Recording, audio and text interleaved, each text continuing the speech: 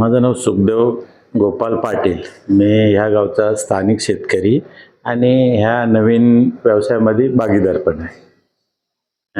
आमचा उद्देश एकच आहे की लोकांना चांगलं जीवन जगता यावा, चांगल्या सुविधा व्हावा, त्या दृष्टीने आम्ही खूप प्रयत्न करणार आहे आणि तसं दिसतो पण. ह्या गावाचं वैशिष्ट्य सांगायचं म्हणजे हा निसर्गाने नटलेला गाव आहे.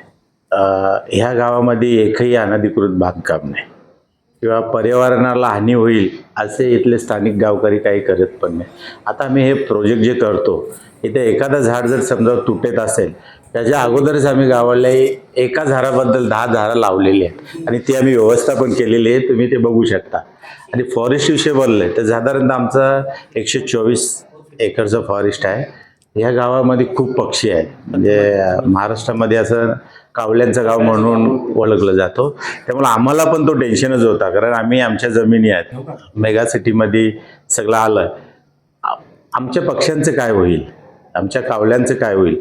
मग एक मध्यंतरी 7-8 वर्षापूर्वी आम्ही सर्व ग्रामस्थांनी एक विचार केला काहीतरी व्यवस्था आता आपण सुरुवात करूया. मग एक आमच्या बाजूला फॉरेस्ट आहे. नाना धर्माधिकारी जे आहेत त्यांच्या माध्यमातून आम्ही त्यांना एक निवेदन दिलं का आमच्या गावात एवढे पक्षी आहेत, काही कालांतराने इकडे पण डेव्हलप होणार आहे, तर आपण एक 10 वर्ष अगोदरच जर प्लॅनिंग केलं तर वृक्ष पण मोठे होईल. साधारणतः 10-12 हजार झाडं आम्ही लावलेली आहेत.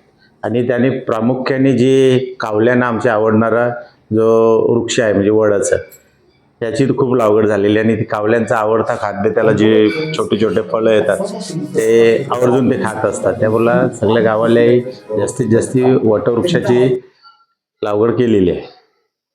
तुम्हाला तर सर्व पत्रकार मित्रांना माहीतच आहे का उंबार्ली गावामध्ये इस्रायल बायसेक सारखा आम्ही एक चांगले माणसाची आम्ही निवड केली. कशासाठी? बाजूला मोठे मोठे दिग्गज आहेत, त्यांना पण आम्ही थांबलो नाही, नमलो नाही.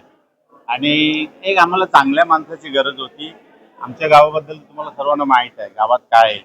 आजूबाजूचे गाव आणि आमचं उंबार्ली गाव याच्यात खूप फरक आहे. आणि त्या फरक असल्यामुळे आम्ही सर्व ग्रामस्थ असं विचार करीत होतो की आम्हाला एक चांगला पार्टनरची गरज आहे. आणि तुम्ही बघताय टॅलेंट माणूस कमी वयाचा आणि काहीतरी अजून भविष्यात आमच्या गावासाठी किंवा आमच्या सर्वांसाठी काहीतरी आम्ही वेगळा काहीतरी धमाका करणार आहे आणि तो होईल अशी मला 100% खात्री आहे.